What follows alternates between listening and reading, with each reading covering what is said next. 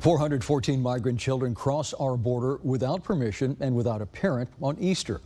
And that does not include children from Mexico. This is Border Patrol confirms they still have a backlog of kids still waiting to be processed. Here's Channel 5's Christian Von Pricing.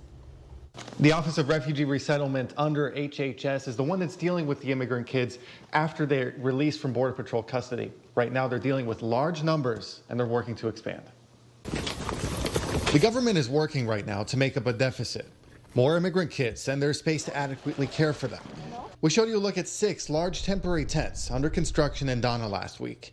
Spaces that are supposed to house minors in the long term until they're matched with family. As the number of children has increased over the past couple of months, the federal government once again is looking to expand shelter capacity in Texas. B. Moorhead works for Texas Impact, a nearly 40-year-old organization that advocates for religious communities when it comes to the current immigration situation. Her organization is concerned about the quality of foster care currently available. According to Health and Human Services, who is currently taking care of immigrant kids after the release from Border Patrol, a child who arrives here and has parents in the U.S. will be reunited with their parents. If a child has no parents here but does have family, they'll go with family members. But the care and custody of HHS becomes much longer if the child doesn't have any family here.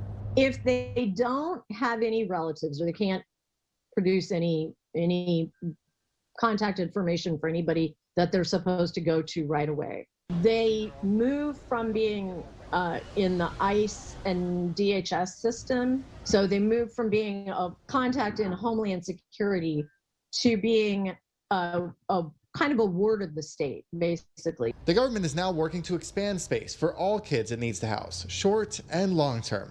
Texas Impact just published a report pointing out more than 900 licensing violations among 41 agencies that contract with HHS, calling into question who the government will do business with next. Many of those infractions, about a third of them, were serious health and safety violations. Some of them were indicative of child abuse. Some of them were indicative of child sexual abuse.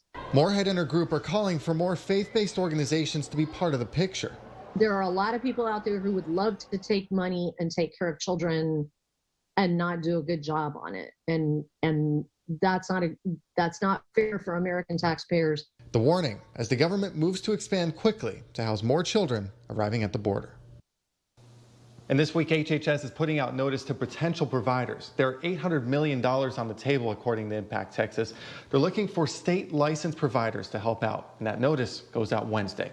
Christian Von Pricing, Channel 5 News at 10.